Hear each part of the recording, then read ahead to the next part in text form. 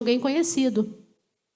Algum parente conhecido ali para ver quem é que morreu, né? Ali em Santana. Jacinta também já morou em Santana.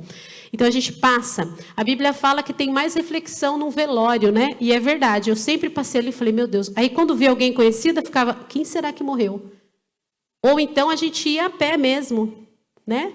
E ficava pensando, nossa, o que será que aconteceu? Eu dou uma pensada no eterno, querendo ou não, porque eu estou sempre passando pelo cemitério e pensando nisso. Mas o quanto do eterno está dentro da nossa casa. O quanto que eu olho para o meu filho e penso, isso é um valor eterno, isso é mais importante. A palavra de Deus fala que sobre tudo que você deve guardar suas joias, deve guardar o seu carro, né? O seu estudo, é isso que você deve guardar? O que você deve guardar? Seu coração, a mente, porque dela procede a fonte da vida. Então, o eterno tem que estar arraigado no coração do seu lar. E a gente falou de pai e mãe, das perguntas, mas ele tem que estar no seu lar. Você tem que ter valores eternos. Juntando tesouros no céu. É lógico que a gente também trabalha, quer as nossas coisas aqui na terra, e não tem nada de errado com isso. É muito bom. Mas os tesouros que nós devemos guardar são eternos. Hoje, nós vamos pensar um pouco mais qual é a relação desse eterno com a educação. E eu vou dizer para você, nós vamos tirar aqui, Beth, Barnett, sei que você acabou de chegar, mas você pode vir aqui, eu estava esperando você chegar. Beth, você pode tocar uma música bem animada? Coitada, a pessoa acaba de chegar. Escolhe uma música animada para tocar. Enquanto a Beth toca essa música animada, o que nós vamos fazer? Você vai virar para a pessoa do lado, eu estou com essa coisa de virar para a pessoa do lado. Você vai virar para a pessoa do lado, você vai comentar com ela como que foi, você vai lembrar como é que foi quando você foi para a escola, as primeiras recordações de escola. Por isso tem que ser animada a música, Beth, bem animada, tá bom? Conta assim, ó, a minha escola era assim, até acabar a música. Tá bom? Fala como é que era a escola na sua época, se era bom aluno, se não era. Considerando a média de idade, vai ser uma música animada de uns 25, 30 anos atrás, para ajudar a lembrar. Isso. Pensa aí. Combinado? Pode ser com sua esposa, com quem estiver aí do seu lado. Comenta aí, vamos lá?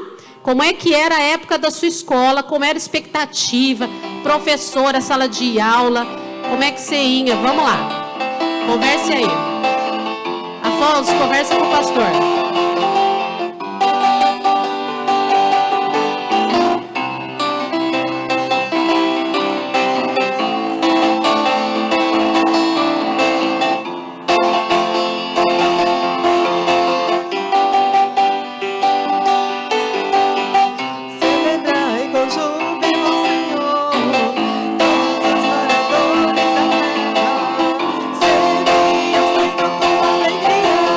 Apresentar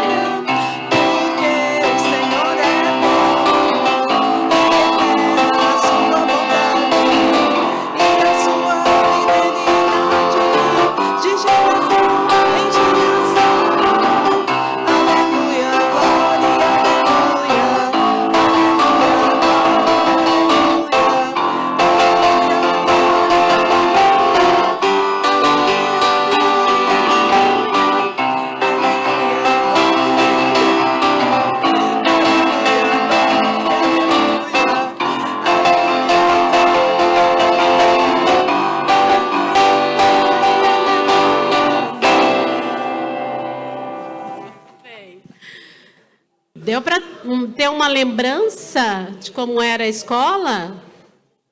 Lembraram um pouquinho? Eu lembro que o pessoal mais antigo do que eu falava aquela história triste, né? Era um saquinho de arroz que a gente botava o caderninho dentro. Tem até um meme na internet que mostra passando água, andando não sei quantos quilômetros para chegar na escola.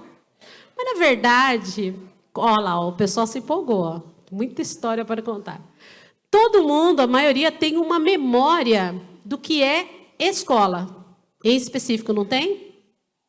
E a nossa mente está muito ligada, quando fala em educação, pensa muito em escola, porque está relacionado a ensino. Nós vamos ver agora, que você já falou tudo de escola, vamos ver qual é a definição, tudo não, boa parte, uma definição do que é educação, porque a gente sempre relaciona com escola, e é importante que se relacione mesmo. Etimologicamente, a educação, ela vem do latim educare, ou seja, a história da palavra, né? Como é que é a origem dessa palavra? Ela vem de educare, tem o sentido de criar, alimentar, ter cuidado com, instruir. Então, quando fala educar, tem esse sentido. É alimentar, é ter cuidado, é instruir. Agora, tem uma outra definição também que diz o seguinte. Alguém pode ler? Ah, não tem microfone aí, amor? Alguém pode ler? Levanta a mão, gente. Ali, ó. O Carlos vai ler para a gente. Olha que interessante essa definição do Noah Webster. Só para relembrar, o Noah Webster era um presbiteriano, um homem de Deus que por 20 anos pesquisou as palavras para fazer um dicionário que colocasse as palavras em termos cristãos. E a versão 1828, né, é um americano, ela é, por exemplo, família, hoje em dia você tem que tomar cuidado o que você acha por família no dicionário, né? Mas ele é fiel a uma visão, cosmovisão cristã, por isso que a gente usa ele. O Carlos vai ler então para nós. Educação abrange toda série de instrução e disciplina que pretende iluminar o conhecimento, corrigir o temperamento e formar o comportamento e os hábitos do jovem, para prepará-lo para uma vida útil em sua posição futura. Olha que visão mais ampla. Está vendo que abrange muitas áreas? Não é só português, matemática, história e geografia, né? É uma coisa bem ampla. Agora, levante a mão quem poderia ler essa outra definição, que é baseada no Felipe Fontes, que escreve bastante coisa sobre educação. Levante a mão quem está enxergando bem aí para ler. Levante a mão. Aqui, ó, Eliane enxerga. Você está bem... Você está próxima, né, Eliane? Eu queria botar tudo no slide, ficou pequeno. Ó, presta bem atenção nas palavras que estão grifadas nessa definição. Vai pensando sobre elas. Olha o que diz. Educação cristã é o processo intencional de destruir de forma sistemática e planejada as verdades eternas da palavra de Deus, que abrange toda a área de existência, de maneira que Cristo seja formado nas pessoas, visando a sua transformação, que será feita pela atuação do Espírito Santo. Nesse sentido, a educação cristã é feita na dependência divina com a intencionalidade humana. Esses dois fatores compõem a cosmovisão cristã de educação. Então, a educação, a definição dela... Basicamente, o que você deveria guardar é que ela necessita de uma dependência divina. Não tem educação que seja cristã sem a dependência divina, porque é o Espírito Santo que... O professor pode preparar a melhor aula, o pastor a melhor pregação, mas sem a atuação do Espírito Santo, sem essa dependência, não é uma boa educação. Mas também ela precisa de uma intencionalidade, de uma organização humana. Então, é Deus agindo por meio do esmero daquele que faz algo. E agora, eu queria perguntar para você, quando a gente fala de educação, a gente lembrou da escola, mas eu usei aqui a palavra educação cristã.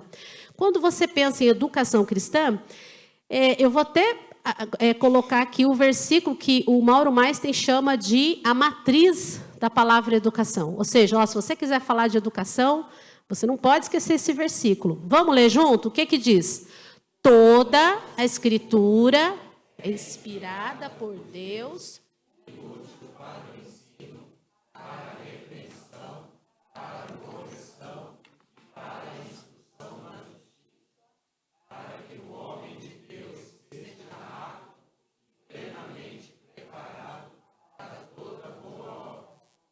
A minha pergunta é, esse versículo, não precisa responder, só pensa, esse versículo, quando você leu ele muitas vezes na sua vida, você acaba pensando primeiro em quê? Numa educação na igreja, numa educação em casa, numa educação na escola, numa educação profissionalizante. O que vem primeiro na sua mente quando você lê o versículo? Na verdade, a gente pode dizer que ele é muito usado para falar sobre uma educação cristã, imaginando que educação cristã, ou reduzindo a ideia de educação cristã, só para o âmbito da igreja. Como se a gente falasse assim, não, isso aqui, ó, a Bíblia, ela é importante mesmo. Nossa, olha, vamos ver, as palavras estão grifadas. Ela é útil para quê? Para repreensão. O que mais? Correção. O que mais?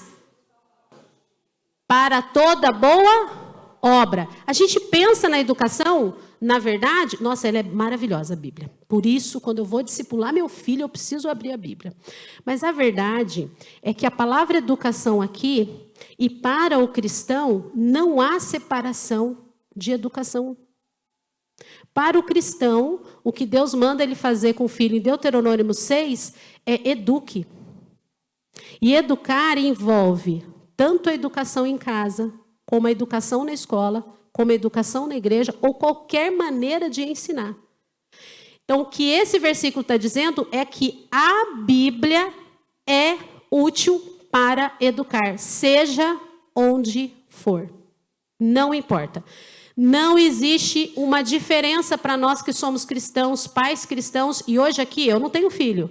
Então você pode falar, nossa, mas por que eu estou escutando sobre isso? Porque se Deus falar com você aqui, você pode transmitir isso para um sobrinho, para um tio, ou para o seu vizinho, ou para alguém. Porque é importante que as pessoas saibam que a palavra de Deus ela é útil para ensinar, para corrigir.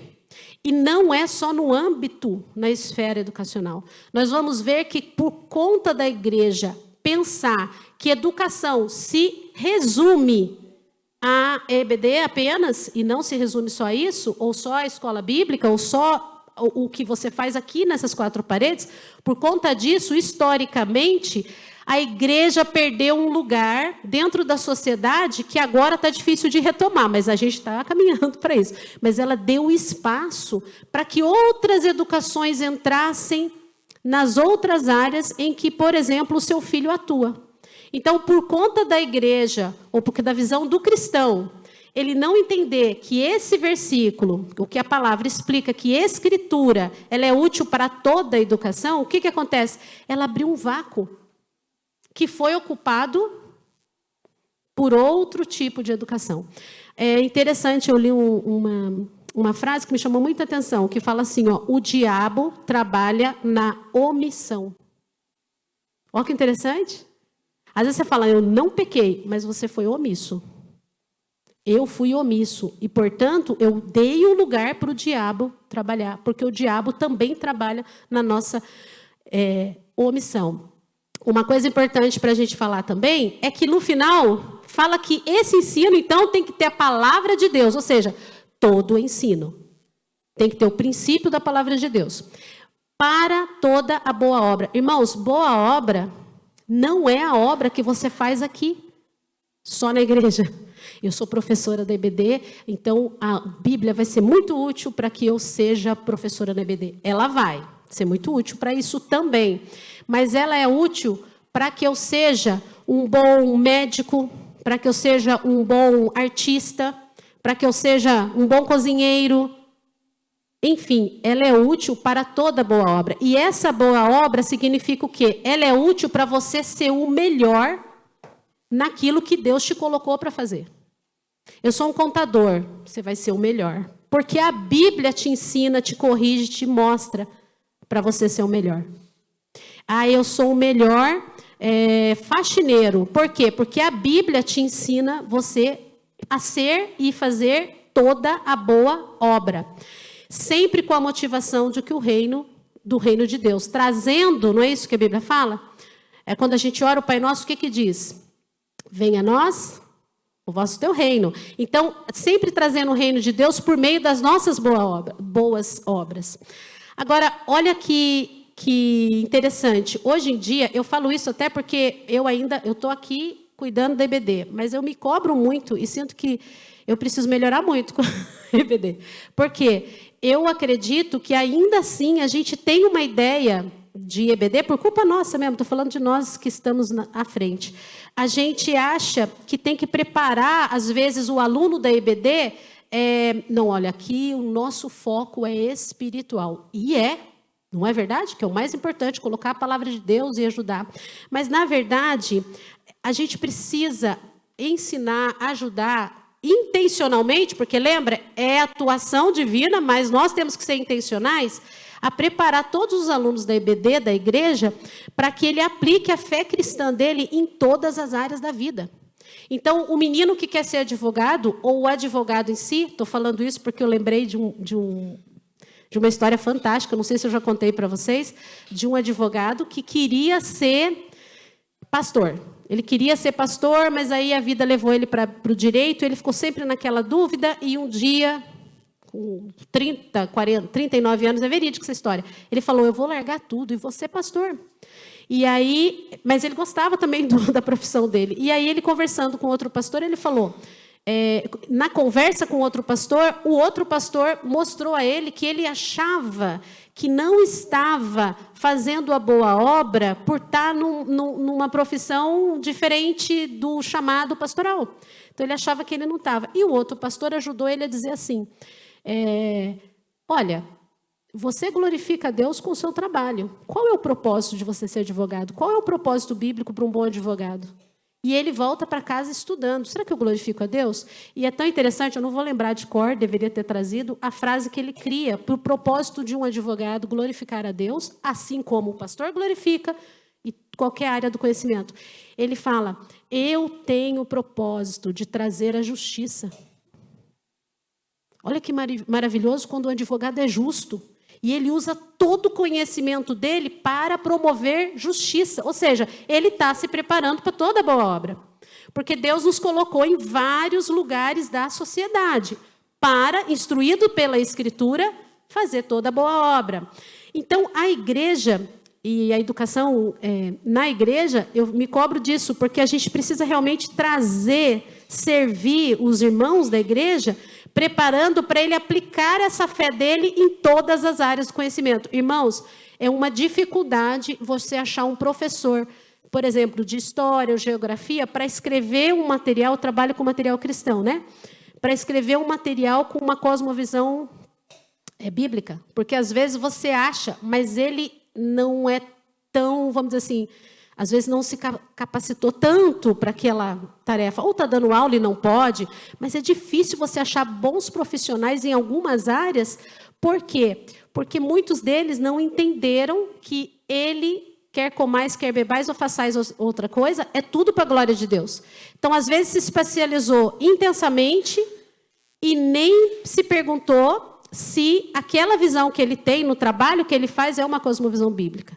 Ou então, a igreja, a gente vai ver aqui, por muitos séculos, esqueceu de várias áreas da cultura, por exemplo, a parte de artes.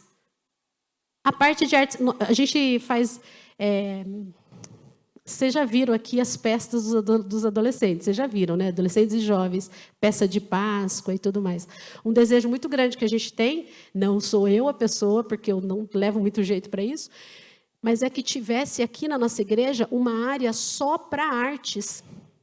Que esses adolescentes que eles são muito criativos, muito. Quando você convive ali com eles, a Beth, o Davi, sabe bem, são muito criativos.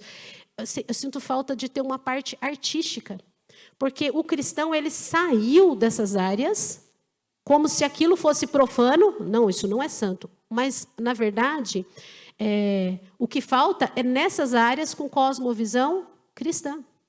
A gente precisa de atores com cosmovisão cristã para apresentar um bom teatro e proclamar o reino.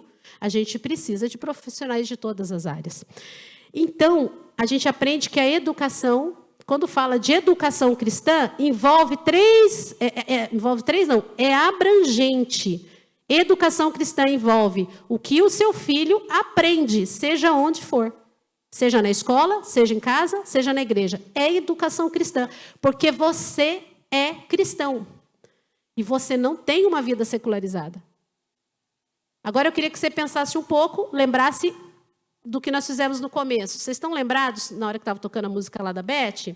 Quando você falou de escola, eu acredito, imagino, que a maioria de vocês não relaciona muito a questão da escola com uma visão cristã.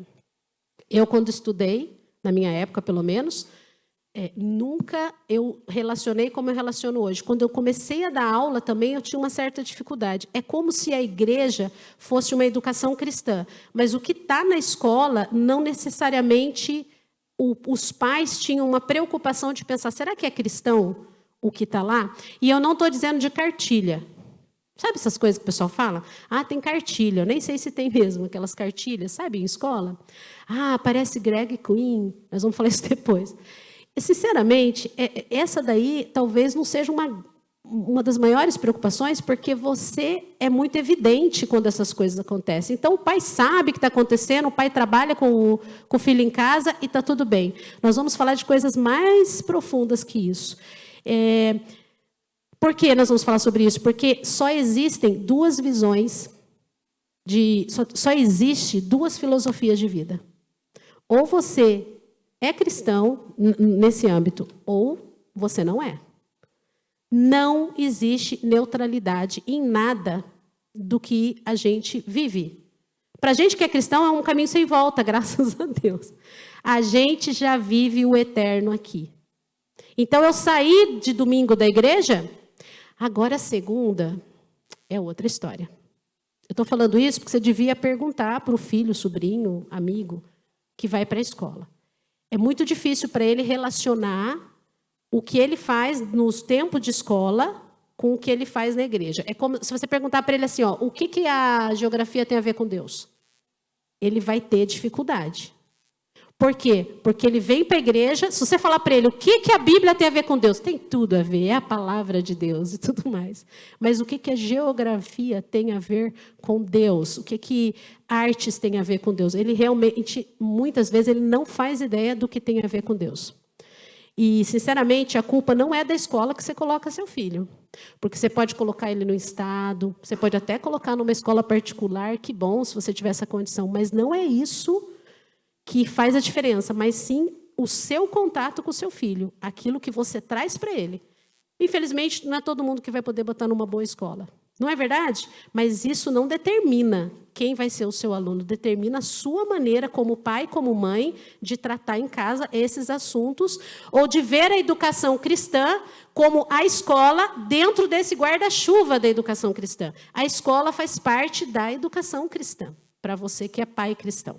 Olha que interessante. Colossenses 2:8. Levanta a mão quem pode ler. O Afonso está ali atrás. Ó, alguém ali de trás. Vai, que daí fica mais fácil. Quem pode ler? O Davi. Olha o que diz aqui. Tende cuidado para que ninguém vos faça presa sua, por meio de filosofias e vãs sutilezas, segundo a tradição dos homens, segundo os rudimentos do mundo e não segundo o Cristo. Colossenses 2:8. Paulo já alertava, e ele está alertando quem? Um bando de gente anticristão? Não, ele está falando para cristão. Toma cuidado. Toma cuidado. As vãs sutilezas. As coisas que entram até dentro da igreja. Irmãos, eu estou falando isso porque, por exemplo, às vezes dentro da igreja, você tem professores, né? O professor, ele traz, às vezes, uma metodologia, porque ele aprendeu na faculdade e tudo mais. Ele traz para a igreja, ele traz até para a dinâmica da igreja, mas não necessariamente a filosofia desse método é cristã. Você quer ver uma coisa? Não é o assunto da aula, a gente não vai perder tempo com isso. Mas se você pegar linhas educacionais, você pega o construtivismo. Vamos pegar o construtivismo, né? Não sei se vocês já ouviram falar disso. E vamos pegar ali a linha cristã. Faz um comparativo. Nós vamos fazer isso mais tarde, depois. Quando você pergunta para alguém que sabe muito bem sobre o construtivismo, quem é o aluno? Porque isso é filosofia. Toda prática é alicerçada numa filosofia, mesmo que você não saiba. Tudo que você faz é alicerçado numa filosofia. Então, você pergunta, tá bom, professor construtivista, quem é o aluno para você? Ele vai falar, ele é uma pessoa que constrói o conhecimento. O professor... E quem é o professor? O professor é aquele mediador. Tipo, ele pega o conhecimento aqui, passa aqui. Tá, agora pega a visão bíblica de educação, porque lembra que para nós não tem? A educação, na palavra de Deus, diz que o aluno é como nós. Ele é caído, ele precisa de redenção, ele vai correr para o mal, ele precisa ser disciplinado, mas não é essa visão daquele método. Quem é o professor? A Bíblia ensina que o professor é aquele mesmo que ensina, porque o pai é o primeiro professor, e a Bíblia fala, ensina o caminho que deve andar. Ele não transmite o conhecimento, ele é próprio exemplo, tem que ser para o conhecimento. Ele que não só pega o conhecimento sem ter relação nenhuma com ele tem que viver o conhecimento dele para andar com o filho no caminho. Então, você vê que as visões, quando você vai na raiz dela, esse campo que a igreja deixou de lado foi ocupado por uma visão que não é a melhor visão. Eu lembrei de uma coisa agora, mas já esqueci. Daqui a pouco eu lembro de novo, daí eu volto, porque era muito interessante. Mas eu esqueci. Bom, então, a gente vê que a gente tem que tomar cuidado. Isso já é alertado na Bíblia. Toma cuidado. Você já parou para pensar, você que tem filho na idade escolar, ou que já teve, né? Ou que vai ter um neto. Você pode ter filho, mas de repente você vai ter um neto. Ou tem um sobrinho como eu. Você já parou para pensar que no Brasil, o tempo escolar de uma criança, adolescente que for, são 200 dias. Então, 200 dias, essa criança está na escola. Em torno, se tiver 4 horas por dia de aula, são 800 horas no ano. 800 né, horas por ano. E eu pergunto, quantos de nós, pais, tios, que se preocupa em... E vou falar mais aqui para o pai, porque a mãe, na verdade, a mãe às vezes sabe o nome da professora, sabe que série que está. Eu fui professora há 20 anos. Tinha pai que aparecia lá, porque a mãe não pôde ir na reunião. O pai não sabia quem era eu, não sabia meu nome. Ele não sabia, muitas vezes, que série que o aluno estava. Ele falou, estou meio confuso, eu não sei se é terceira ou quarta. Aí, não estou mentindo, maioria. E ele pegava, a diretora ficava, qual que é o nome do seu filho? Para tentar achar na lista qual era. Gente, 800 horas no ano não é muita coisa para você não saber quem é a pessoa que está falando por 4 horas diárias com o teu filho? Ou qual é o método que ele está ensinando? Felipe Fontes, ele escreveu um livro chamado como que é o nome? Você ensina aquilo que você adora. Porque o nome professor, você sabia que professor vem da palavra professar? O professor professa alguma coisa que ele acredita. Porque a gente não consegue ser quem a gente não é. Então, é uma questão para você se preocupar. Para chegar em casa, por exemplo, não precisa levantar a mão. Quem aqui é o pai ou a mãe que foi realmente, e que é realmente aquele que pega a mochilinha? Deixa eu ver o que você está aprendendo. Eu sei que muitos são. Deixa eu ver o que você está aprendendo. Ou que quando o filho chega da escola, filho, como é que foi na escola hoje? Filho, o que você aprendeu hoje? Quantos de nós fazemos isso? Muitas vezes isso não acontece porque a educação cristã para você não abrangeu a parte escolar. É uma coisa que, é só na igreja. E não é assim. Deus já, por meio de Paulo, nos alertou para a gente tomar cuidado. E por onde que entra essas vãs filosofias? Pelos meios, principalmente das crianças, que ela está inserida. Que no caso é a igreja, escola e família. Agora, eu queria fazer uma linha do tempo rápida, lembrando vocês, na Idade Média, quando a igreja ainda não tinha acontecido a reforma protestante, acontece uma coisa interessante. As pessoas...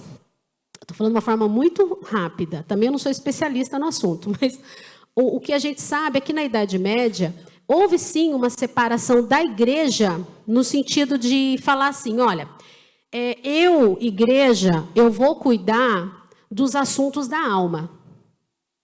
eu que cuido. A igreja se metia em tudo, mas ela era os assuntos da alma. Então, só vai para o céu por meio da igreja católica. É só nós que podemos ler, interpretar a Bíblia. E, às vezes, as missas eram em latim. A pessoa não entendia nada, mas não importava. Indulgências e tudo mais. Eu cuido da alma. E isso antes da igreja ser reformada. E a ciência, que vem com o iluminismo, aquela coisa toda, ela cuida do intelecto. Existiu, de certa forma. Apesar que nós temos, nessa época, muitos e muitos cientistas cristãos, muitos mesmo, que foram buscar as suas teses e tudo mais, baseados na palavra de Deus, muitos. Mas a ideia é que para o povão, vamos dizer assim, os membros, eles pensavam, se eu preciso de uma coisa científica, eu corro para a ciência. Mas se eu preciso ir para o céu, eu corro para a igreja. E a mente ficou dividida. Então, o que acontece? Até hoje, se eu já fiz isso uma vez, se eu mostrar aqui, ó, a mente e o coração, e falo para vocês, ou para um aluno, o que está relacionado a Deus e o que está relacionado ao homem. Ele geralmente vai falar o coração a Deus, a mente ao homem. Na verdade, a resposta deveria ser, tudo é dele. Porque amarás o Senhor teu Deus com todo o teu entendimento. Mas a gente tem essa visão dualista. E a igreja muitas vezes tem. Porque ela se preocupa com a educação cristã só da igreja. Ela não se preocupa com a educação que ele está tendo fora. Outra coisa interessante, quando a gente pensa nisso, eu escutei eu acho que o nome é a Nancy Pierce, que ela fala o seguinte, a gente precisa ensinar os nossos alunos a uma religião do cérebro. Olha que triste ter que ouvir isso. Mas é aquela religião que a gente tem que fazer aqui, que faz ele pensar. Vem a reforma protestante e isso muda, graças a Deus. Mas ainda precisa mudar mais. 1517, com a reforma protestante, tanto Calvino, Lutero, Calvino e Comênios, gente, Calvino e Lutero, vocês já são conhecidos, né? Vocês sabem que a ideia de escola pública começa com eles, porque eles entendiam o seguinte, a pessoa, lembra que põe a Bíblia no centro, somente as Escrituras? Então, a pessoa tinha que aprender a ler e a interpretar para entender a Bíblia. Até então, isso era uma coisa que não acontecia. Então, eles começam a falar, não, todo mundo precisa aprender a ler. Isso dá um boom na educação pública, inclusive. E uma coisa interessante, você sabe quem que é esse Comênios? Já ouviram falar dele? Era um homem crente, bacana, irmão nosso, vamos encontrar com ele no céu. E ele é conhecido na pedagogia como o pai da didática moderna, porque o Comênios, nessa ideia, lembra que você tem que, a Bíblia é importante, 2 Timóteo 16, 17, para toda boa obra, na área dele ele escreveu sobre didática. Irmãos, ele que inventou, vamos dizer assim, por exemplo, você colocar um desenhinho escrito cachorro, e o aluno escrever do lado cachorro, porque o ensino não era assim. Então, ele desenvolveu a didática. Ele acreditava que a educação tinha que ser para todos, mulheres, que na época não era, deficientes físicos, ele acreditava. Então, ele foi um homem muito importante para a pedagogia, e era um irmão nosso, cristão. Então, a reforma trouxe uma visão maior para a questão educacional, pensando nisso. Eles entendiam que você deveria ser um bom cristão. Para você formar um bom cristão, ele precisaria dar educação para todos, para que ele aprendesse a ler a Bíblia e para que ele aprendesse a anunciar o Evangelho. Aí a gente vem, depois, numa época muito difícil da humanidade, que é a época do que influenciou o nosso pensamento. Irmãos, tudo que você tem na psicologia, na sociologia, na política, enfim, está muito ligado, a gente chama do tripé do século. Esse tripé, a influência que teve no nosso século, é o tripé do século. Se você for cavar as principais teorias educacionais, de psicólogo e tudo mais, ela tem uma raizinha nesse começo. E eu não estou dizendo que tudo é ruim, porque a Bíblia fala para você reter que é bom, tem muita coisa boa. Mas você tem que tomar cuidado com as vãs sutilezas. Tomar cuidado. Mas a verdade é fato. Quem é a turma? Nosso amigo Darwin, né, da biologia, E Marx, é engraçado isso, né? Todos tinham uma raiz meio judaica e até cristã. O Marx, por exemplo, o pai dele se converteu, era judeu e se converteu. E nós temos o nosso amigo Freud, da psicologia. Essa turminha influenciou, eles foram tão fortes na época deles, que eles influenciaram toda a literatura que veio depois. Se você pegar as literaturas e for voltando, você pode chegar em umas ideias dele. Por isso que tem que tomar cuidado com as sutilezas e vãs filosofia. E qual que é o problema disso? É que, olha isso. Vocês sabem quem são esses dois aí? Robert Calle. Calle não. O Calle é nosso. Hayek e o Karl Marx. Vocês sabem quem é o Robert? Lembra? Olha que interessante. Os dois receberam influência da Revolução Industrial. Então, Revolução Industrial, o pessoal saiu da roça praticamente, foi para trabalhar, e as grandes empresas e indústrias. Crianças trabalhavam em torno de 12 horas. É um absurdo, não é? Até hoje, para nós, 12 horas é muita coisa. Mas você tem que pensar que era o começo da Revolução Industrial. É tipo assim, sabe quando você vai para o extremo, você não sabe bem como agir com aquelas indústrias todas? Depois foi melhorando, vamos dizer assim. O fato é que foi horrível o começo da Revolução Industrial no sentido de trabalho. Olha que interessante. A Revolução Industrial é 1760 a mais ou menos 1820, 1840. Esses dois são mais ou menos da época e receberam a influência da Revolução Industrial. Mas olha que interessante. Um tinha uma cosmovisão bíblica. Ele não fazia separação da educação como cristã para todo cristão. Não existia essa separação. O Marx era uma pessoa, gente, endemoniada, né? De verdade, ele tinha muitos problemas. Eu não quero falar essa palavra, mas é verdade. Ele é muito usado pelo mal. Espero que tenha se convertido no final. Só Deus sabe, né? Não sabemos. Mas o fato é que os dois olharam para a mesma situação que foi a Revolução Industrial. O que o Robert fez? O Robert viu que as crianças ficavam na rua, pegou essas crianças e criou o que nós temos hoje. Escola Bíblica Dominical. Porque ele entendeu que essas crianças precisariam ser educadas de forma cristã. E foi um boom. Nós estamos aqui hoje porque o Robert foi usado por Deus para criar a escola bíblica. Olha como as ideias têm consequências, não é? E o Marx, que tinha um pai cristão, judeu, conhecia, ele olha para a Revolução Industrial, acha extremamente terrível e começa a fazer as discussões dele com separações de classe, proletariado e tudo mais, e divide. Nós ainda temos reflexos das ideias de Marx até hoje. Marxismo cultural, por exemplo. Então, as ideias, elas têm consequências. Uma visão cristã, no momento difícil, traz bênção. Uma visão não cristã, no momento difícil, traz, como se diz? Maldição. O que está em jogo, na verdade, é a sua visão de mundo, é como você enxerga isso. E aí, a igreja, nesse tempo que deixou um pouco dessas culturas, eu até acho interessante, porque Gênesis 1, 26, quem pode ler? É tão conhecido? Levanta a mão quem pode ler, o Afonso vai aí. Olha que interessante Gênesis 1, 26, que é o mandado cultural dado por Deus. Quem pode ler? Animem-se. Vamos lá. Aqui, ó. Pronto. Olha o que diz lá. Também disse Deus: façamos o homem à nossa imagem, conforme a nossa semelhança. Tenha ele domínio sobre os peixes do mar, sobre as aves do céu, sobre os animais domésticos, sobre toda a terra e sobre todos os répteis que rastejam pela terra. É para ter domínio sobre tudo. Isso é um mandato cultural que Deus deu. A gente tem que ter domínio sobre tudo.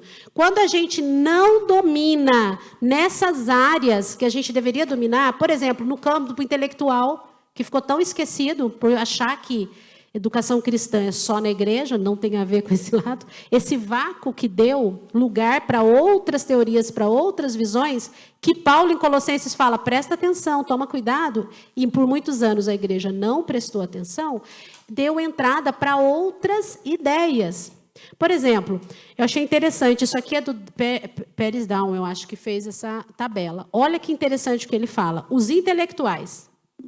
Você pode achar que não, mas é por aí. Deixa eu enxergar aqui. Ó. Intelectuais, quem são esses? O que tem religião ou tem filosofia, são os filósofos. Ele influencia quem? Os artistas.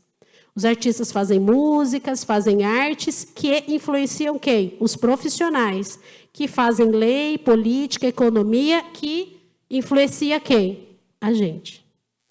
Hoje em dia, até está um pouco diferente isso, porque hoje você tem uma profissão na internet que chama influencers. Já vai direto. Não tem muito intelectual nisso, nem muita coisa. Vai direto para você.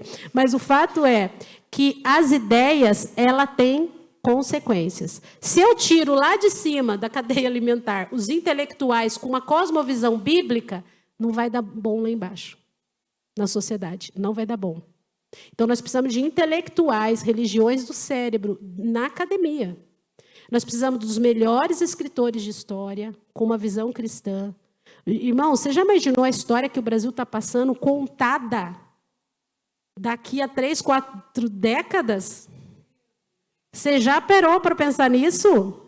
E aí, por exemplo, eu quando cresci na minha casa... Eu tenho que acelerar, senão não vou terminar. Na minha casa, quando eu cresci, em cima da janela tinha 2 fotos, do Getúlio Vargas e do Juscelino Kubitschek. Adorados, assim. Eu nunca nem sabia quem era. Depois eu estudei, a minha tia falava, não, eles eram muito bons. Eles foram muito bons para a gente. Minha tia trabalhou na Tecelagem Paraíba a vida inteira. Então, ela falava isso. Ela tinha uma visão. Depois, quando eu fui estudar, falei, coitada, não era bem isso que ela pensava. Mas ela estava ali, ó, no homem comum, que recebia tudo que vinha de cima, sem a religião do cérebro, sem colocar... Eu não enxergo nada, eu tenho 5,5 graus de miopia. Eu olho para vocês, vocês são pessoas, mesmo não sei se está de olho aberto, olho fechado, eu não enxergo nada. Se eu colocar o óculos, também precisa trocar, não estou enxergando muito, mas se eu colocar o óculos, eu enxergo vocês, e eu vou enxergar com esta lente. O cristão, ele tem que botar o óculos da educação cristã, ele tem que olhar para as coisas com essa visão, sem fragmentar. Isso é educação cristã na igreja. Não, educação cristã envolve escola, igreja e tudo que você for educar. E aí, as ideias têm essas consequências. Gente, é o caso da política. A política é a ladeira abaixo de uma sociedade que lá em cima não começou bem. Vocês estão entendendo? É a ladeira abaixo. Então, a gente precisa ter bons profissionais em todas as áreas, com uma boa cosmovisão cristã. Porque só existe duas visões de educação, só 2. Uma que é cristã e a outra que não é. Não tem outra maneira. Quando você põe seu filho na escola, só tem 2 visões. Quando você põe o filho na igreja, só tem 2 visões. E não se iluda. Agora eu vou tirar meu filho e botar numa escola cristã. Isso não garante. Não garante. Ou então eu vou para uma igreja. Não garante, se não tiver uma teologia correta. Não garante. Quem tem esse papel em Deuteronômio 6 são os pais. Em última análise, é o pai. Então, é um absurdo o pai não saber o nome da professora do filho.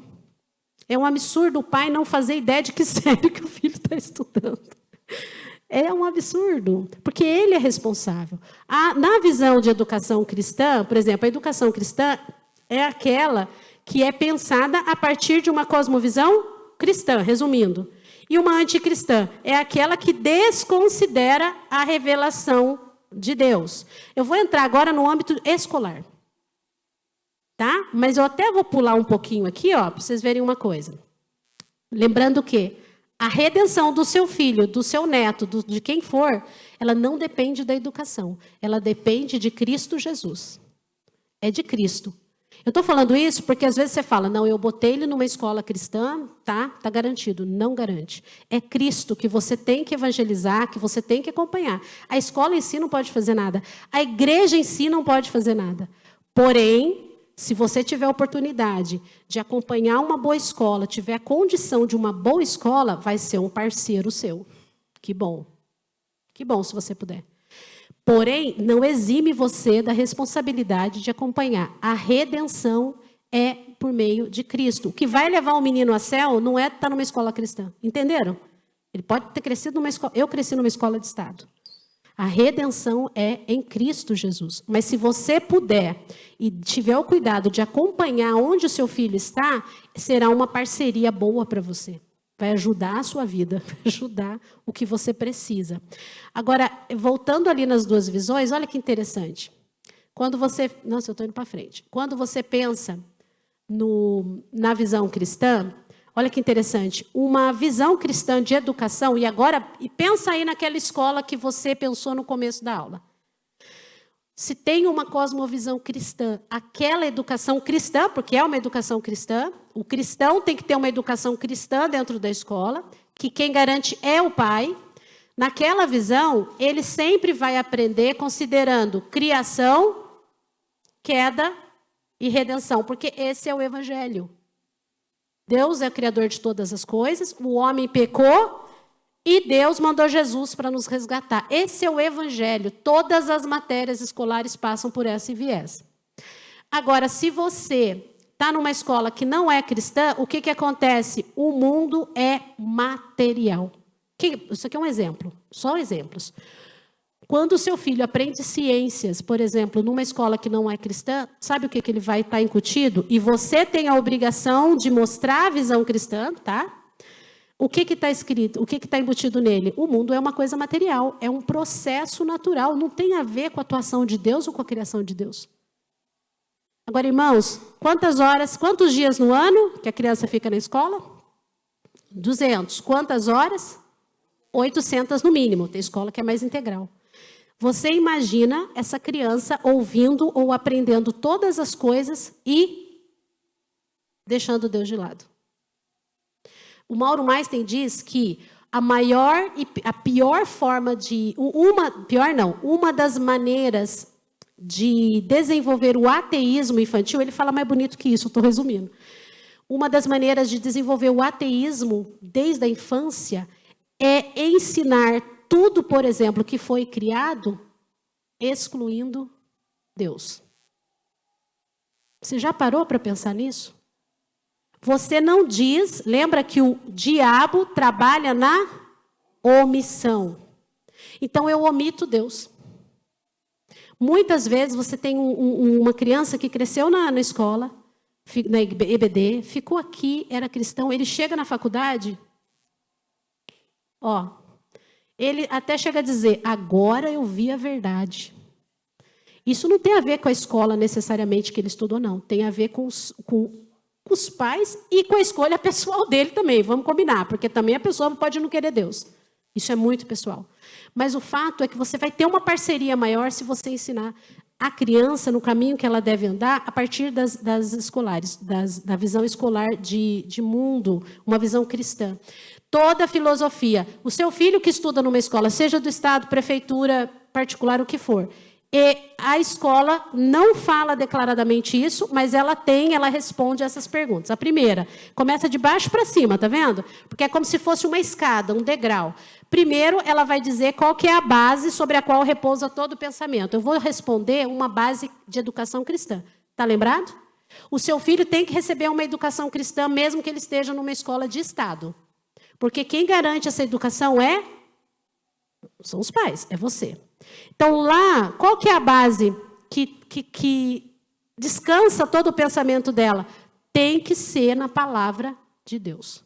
Então, vou dar um exemplo prático.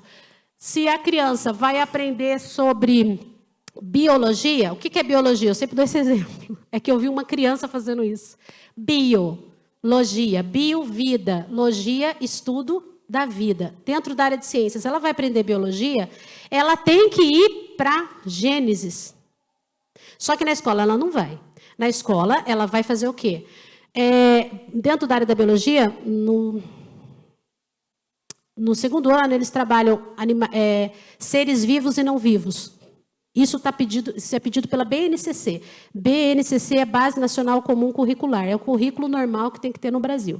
Então, lá diz que você tem que ensinar animais vivos e não vivos. A professora, eu já fui professora, ela vai chegar e falar, olha, Resumindo, vivos são aqueles que nascem, crescem, reproduzem e morrem. Não vivos, não nasce, não cresce, não reproduz, não morre. É basicamente isso. A diferença é que o aluno que você é responsável pela educação cristã dele, você não se limita a isso. Você também ensina isso porque é necessário. A gente tem que obedecer às autoridades. Eu preciso ensinar isso, mas eu coloco a palavra de Deus no coração dele antes de eu ensinar isso. Então, antes de eu ensinar isso, eu vou ensinar. Abre Gênesis, filho. O menininho foi lá na escola, aprendeu tudo isso. Você chegou em casa, nessas 200 dias letivos.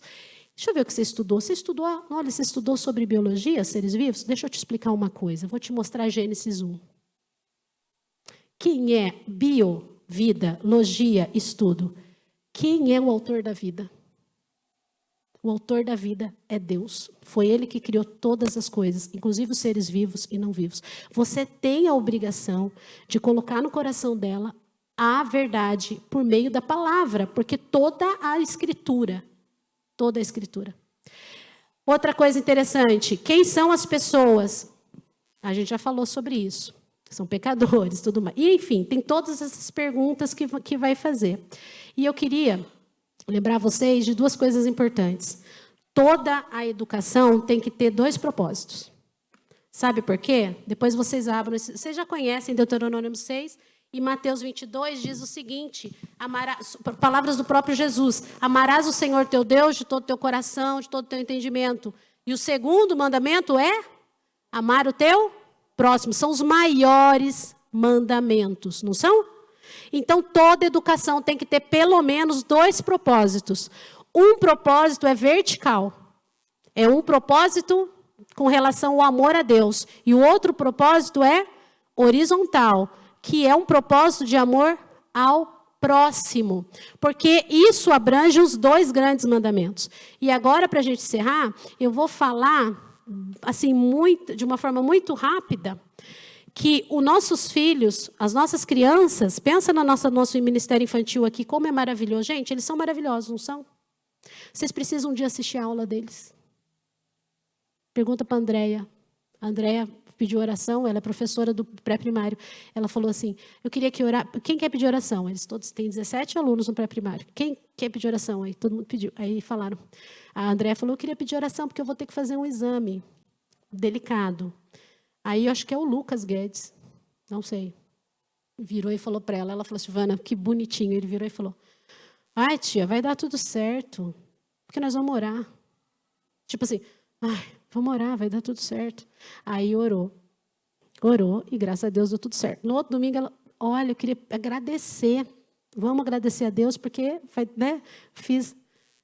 Ué tia, tinha que dar certo, a gente orou. Eles têm uma visão, não é?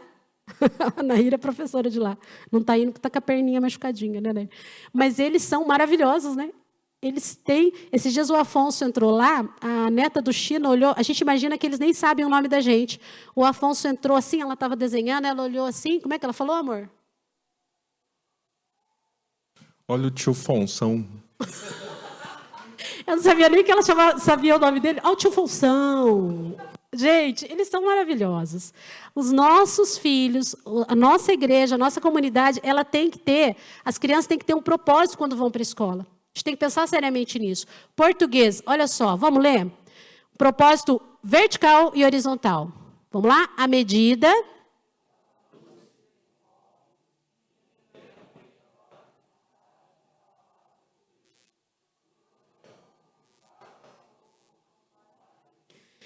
Eu aprendo a língua portuguesa, isso é muito raso, tá? Porque tem mais propósitos, mas tem para gramática, tem para caligrafia, tem para tudo. Mas um propósito gigante é, eu aprendo mais a mensagem de Deus quando eu sei melhor português. O aluno vai para a escola falando, eu preciso aprender a ler a palavra de Deus e interpretar melhor. Por isso que eu preciso de português.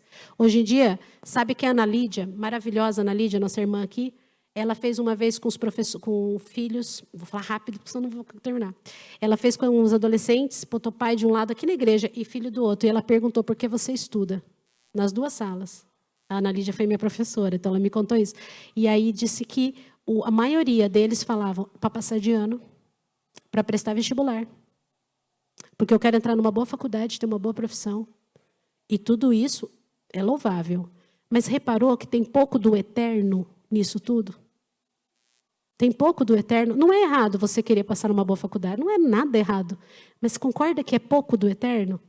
E perguntou para os pais, isso que é intrigante. Isso faz muitos anos, gente, acho que mais de 20 anos atrás. Perguntou para os pais, por que seu filho estuda? Porque eu quero que ele passe de ano, porque eu quero que ele vá para uma boa faculdade. E aí ela veio com o versículo, quer comais, quer bebais ou façais qualquer outra coisa, faça tudo para a glória de Deus. O quanto a gente quer que os nossos filhos estudem português para a glória de Deus. Qual é o propósito de matemática? Vai, Eliane, porque você vai enxergar aqui. Eu vou enxergar. Reconhecer a Deus através da linguagem matemática. Sua grandeza, imutabilidade, infinidade, precisão e ordem perfeita. A matemática expressa a criação de Deus em termos absolutos. É isso aí. Além disso, o estudo da matemática contribui para que a pessoa se torne um cidadão justo e honesto, aplicando seus princípios no dia a dia.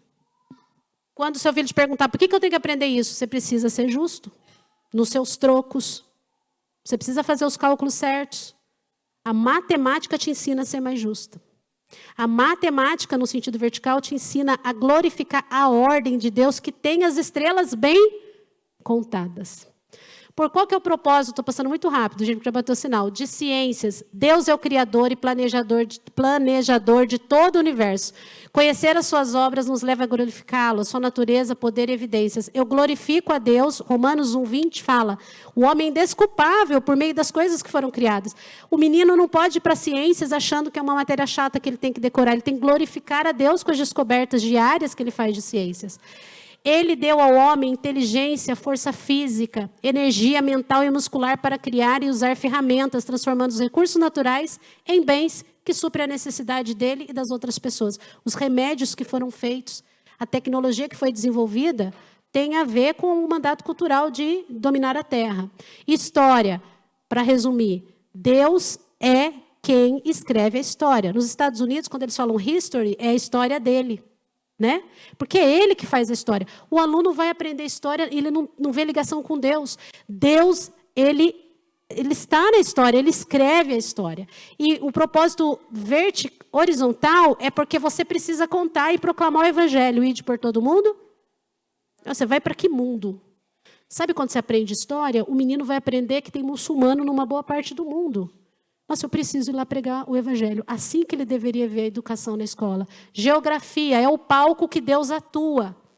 Deus criou montanhas, vales e tudo mais para contar a história dele.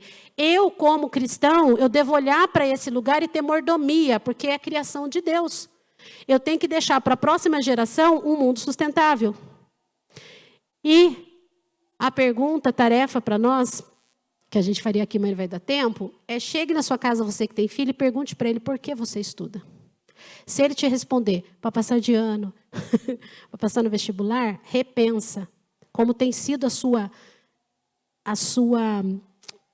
proteção com essa criança de uma educação cristã. Ou ela não relaciona a educação que ela está recebendo por 800 horas no ano como algo que é cristão. Você precisa repensar. O que a escola tem a ver com Deus? Pergunta para ela. Filho, o que a escola tem a ver com Deus? E você conhece mais a Deus quando estuda? Filho, quando você conhece ciências, você fala, meu, que maravilhoso. Olha o que Deus fez. Se as respostas não satisfazerem você no sentido de uma cosmovisão cristã, você precisa repensar a sua atuação. A escola não importa. Seria bom que você botasse uma boa escola boa. Seria bom que a nossa igreja tivesse uma escola. Nós temos o Peniel ali, gente. Nós temos o Peniel ali. E já tem aluno lá, né? Seria bom que a nossa igreja tivesse uma escola. Que pais maravilhosos com uma visão cristã ensinassem. E a tarefa para casa é, separe um tempo, Eliane vai ler rapidão. Faça o seguinte. Separe um tempo todos os dias e veja que seu filho tem aprendido na escola. Folheie os livros, veja os cadernos. Escolha uma disciplina, um texto, um assunto e desenvolva com seu filho uma cosmovisão bíblica sobre esse assunto. Se você tem filhos ou se seu filho não está... Aliás, se você não tem filho ou se seus filhos não estão em idade escolar, converse sobre o que aprendeu com alguém que possa se interessar sobre esse assunto. Amém? Vamos ficar em pé? Nós queremos uma igreja forte, uma igreja com uma cosmovisão bíblica, então a gente tem que se preocupar com isso. Amém? Vamos orar. Senhor, muito obrigado pela tua palavra, porque ela é instrução para todas as áreas da nossa vida. Ela é instrução para a escola, ela é instrução para o nosso trabalho, ela é instrução para formarmos profissionais decentes, Pai, excelentes e aptos para toda boa obra. Obrigada pela tua palavra. Nos faz entender a tua palavra em todas as áreas da nossa vida e nos faz obedecer. Nos faz melhor como escola bíblica dominical, Senhor Deus, que a gente possa apresentar ao Senhor algo melhor do que a gente tem feito, que a gente possa ser pais, mães, tios e pessoas que olham com mais cuidado para a educação dos nossos que estão perto de nós. Nós te agradecemos por tudo. O Espírito Santo de Deus, Senhor, eu peço que o Espírito Santo trabalhe no coração de quem ouviu e faça a transformação que o Senhor quer. Nós te agradecemos e te pedimos em nome de Jesus. Amém. Amém? Semana que vem, pastor Fernando, aí ele vai entrar mais nessa área do homem, tá bom?